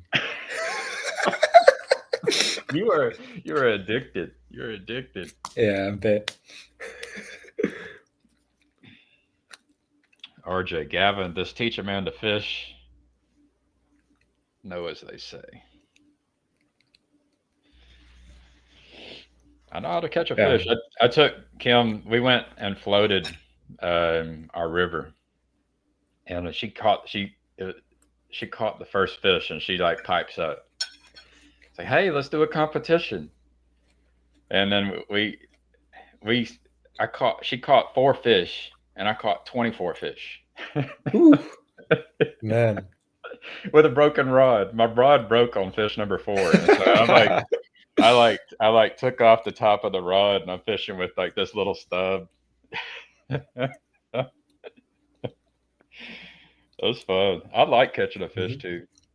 I had to think about it. Like I actually, what happens is I'll enjoy catching a fish maybe as much as my wife and my brother-in-law, but I don't express it. Mm. And then maybe that's confusing for everyone around me. Like Gavin hates fishing. He's so silent. He hates catching them fish. He's mad at them. Yeah. Yeah. I've enjoyed puzzles. Like I got into a habit of just solving puzzles, and that's how I learned. Like I trained myself in my job as an engineer. Like it's like, hey, you're gonna go help build weapons of mass destruction. I'm solving puzzles for the Defense Mhm. Department. So yeah, catching fish, playing soccer, coaching soccer, doing it. It's all a puzzle. It's always been a puzzle. Yep.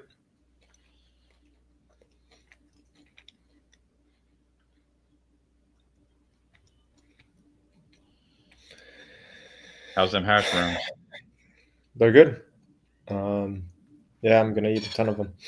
One of my favorites. Oh yeah. Yeah. I just don't like waking up hungry. You know what I mean? I like having a big dinner and then going to bed. No fasting.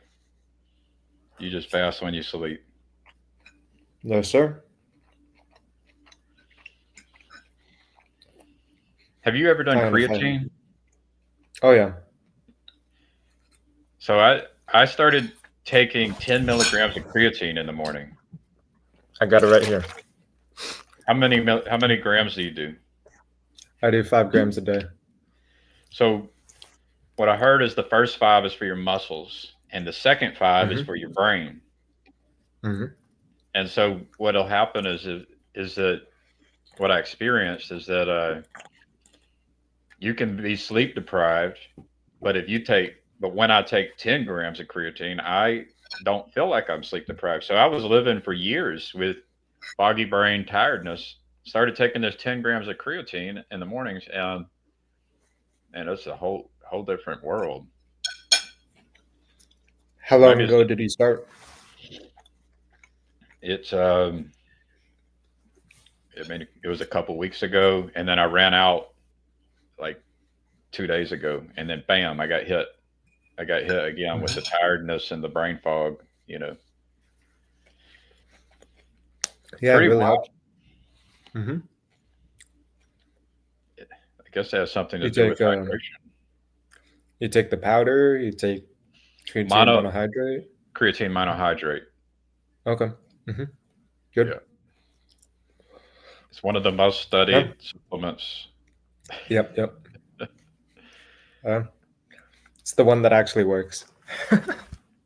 Works at what, man? Works at what? Helps you retain water in your muscles or something like that. Recover faster from your workouts. Mm-hmm. It will, and that water though will also cause you to gain weight, right? Yep. I mean, it's just water weight. You'll be fine. Water weight. Yeah. Yeah. Well, unless you're like a wrestler trying to like get into a smaller weight class, or a boxer or something. Yep.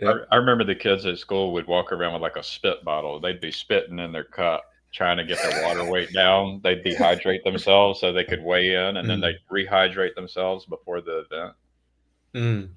It's crazy. Water weight's crazy. Yep. Oh yeah.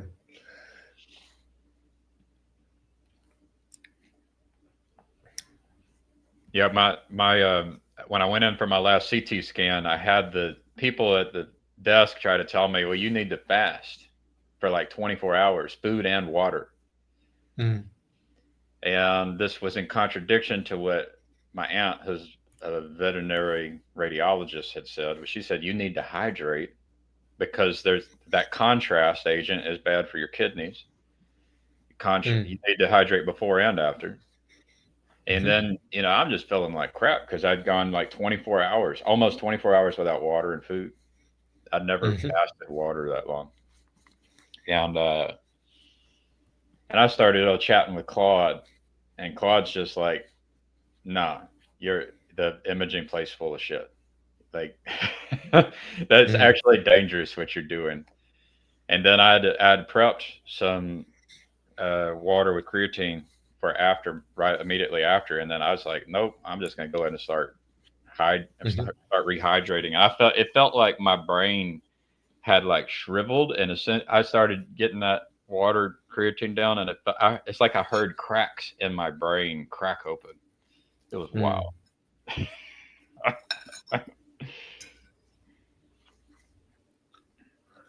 RJ, drink water, eat fish oils, wake up at the same time. I think he might be suggesting this as an alternative to the creatine.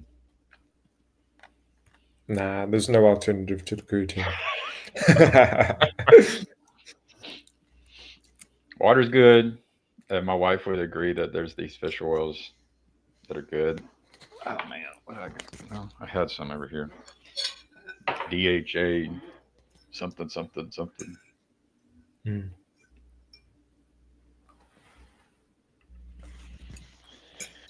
I think there's things you can get with algae.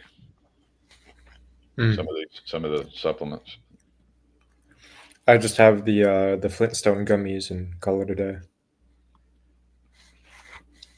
Flintstone gummies forever. So Now I need some branding. We got to get you. We get Pacharecci some sponsors. yes, sir. Flintstone gummies and dinosaur chicken nuggets, buddy. Oh man, I was listening to Theo Vaughn talk to an Amish kid yesterday. He's a he's a interesting character.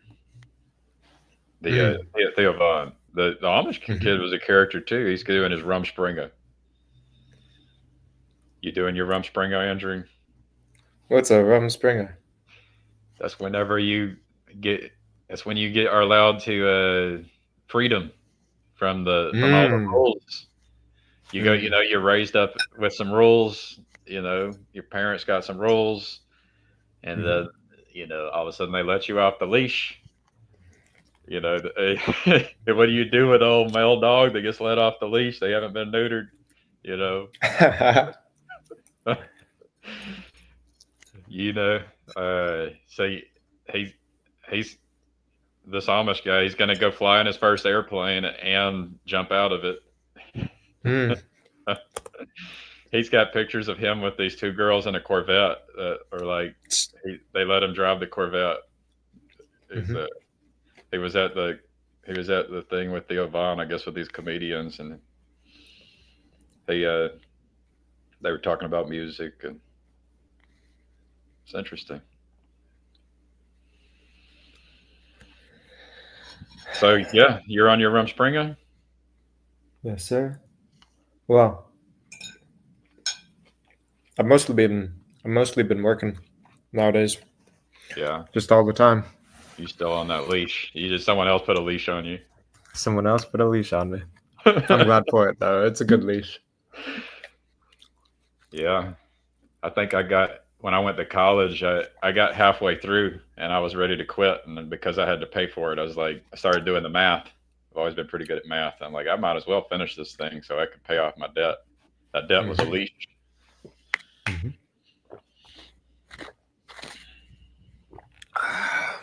Did you get help, or you paying for college? How'd that work out? I don't know. My parents paid for all of it. They were Yeah. very pissed when I dropped out.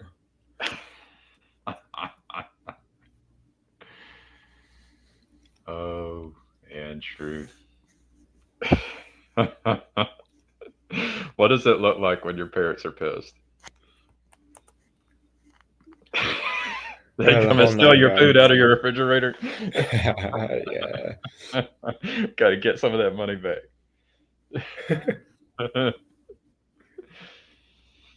Oh man, they had some words with you. Hmm. Some words with you. Did they drop the F bomb? They're very polite people.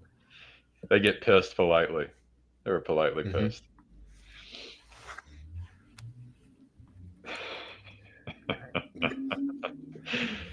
When a polite person is pissed off at you.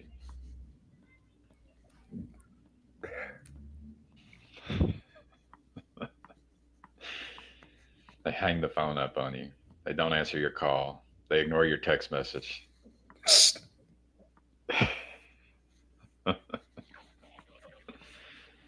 Was it there's a word for it, right? Passive aggressive? Mm-hmm. Mhm. Yeah, a good bit of that. Passive aggressive.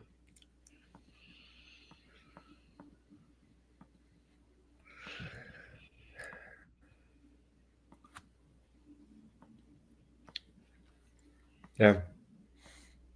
I wonder if I should. You want to sit here in silence for about 20 minutes? Does it have to be in silence? Doesn't have to be. Okay. It'd be very strange. We could just like do the silent game. We stare at each other. Mm-hmm. I'm not staring at you though. If I stare at the camera, it just feels like I'm staring at you. Everyone who's watching, like, Gavin's weird. Yeah. It's kind of. I think part of what Gen Z does is lean into the whole online awkwardness. You know, like the TLC in this little corner, like tries doing it in a very boomer way. You know, like they do their whole branding and costumes, and I don't know. That's about it, really. And it's very funny. Branding and costumes. Yeah. But Gen Z just Because it's I don't know, it's more natural for Gen Z, you know? Like, yeah. it's kind of cool to try to normalize awkwardness though. Yeah, I mean, like, there's an inherent awkwardness to like online stuff, you know? Like I mean, when I'm looking at you on the screen, I'm not looking at the camera, you know? And like I'm walking around making breakfast here, and you know, like still talking to you. And like it's funny putting some of that social context into your social interaction, you know? Right? Like how you joke around with someone, you like, you know, you do hand motions, you whatever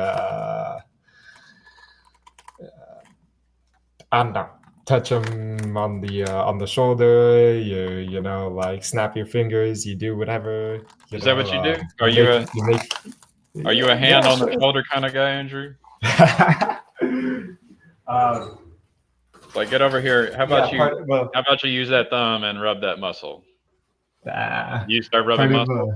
Do you do back massages? Nah, just part of it is being expressive, you know. But when it comes to the internet, you know, it's like different social situation. You know, like to express yourself, you gotta kind of, well,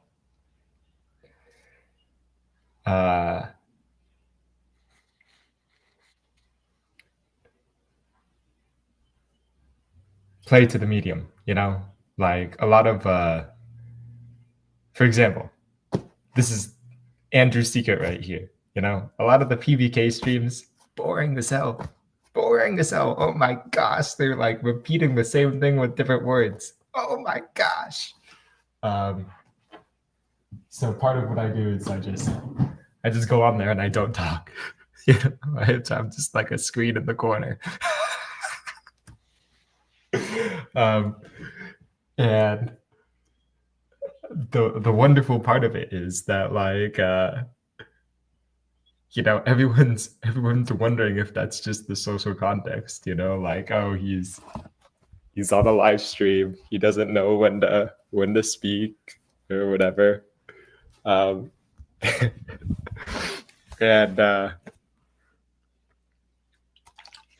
it's funny to see how people react.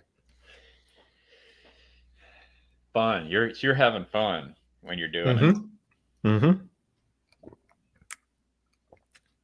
Yeah. I just show up in the bottom right corner like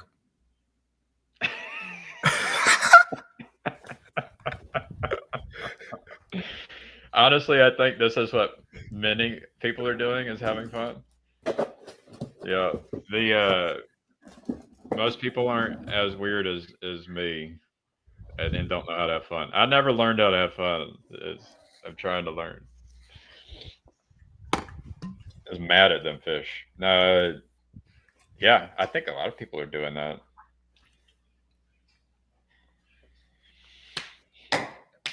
That's cool, Andrew. Mhm. I mean, what if PVK's just having fun too, right? Nah. You don't think he's just having fun? Nah. He keeps talking about how like TLC is doing something and changing the culture. That's not like a fun type of vibe. I mean, so I pitched to Grim Grizz years ago. I said, let's gamify peace on Earth. So it's like, can we have fun and change the culture? And how about this? I mean, it's isn't it unavoidable that we are participating? Like they were having some kind of an influence.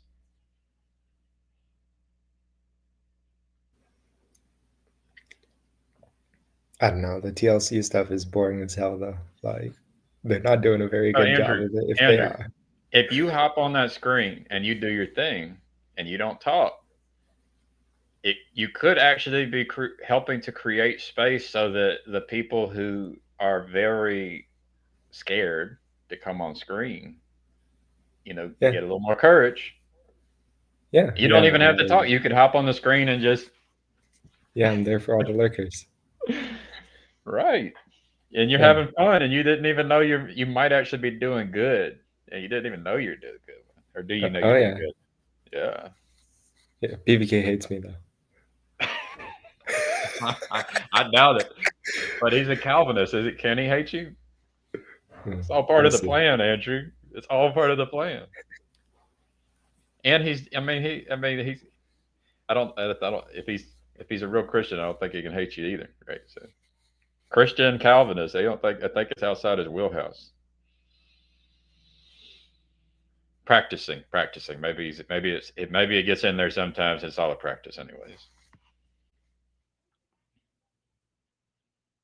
Yawn God. This is a character who he's doing it too, having fun, but man, that's what like maybe changing the world. I think I'm getting called. I'm gonna leave you to it. I'll be back probably. I'll be back in 5, whether I'm coming to close it or not. Are you an admin on this thing? Nah, if you're dipping, I'll dip. Nah. But it was good talking, Gavin.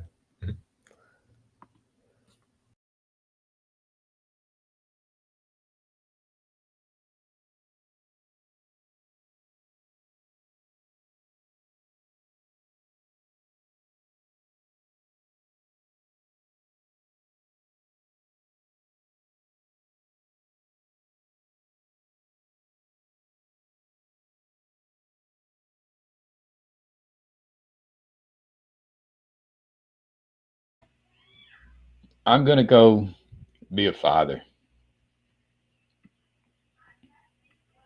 Maybe it will be joyful. It's not always. But thank you, Dust, Ron, Andrew, and yeah, y'all have a good one. Yep. Bye bye. And everyone else. Thank you, everyone else. And prayers for everybody and Freddie. God's will be done.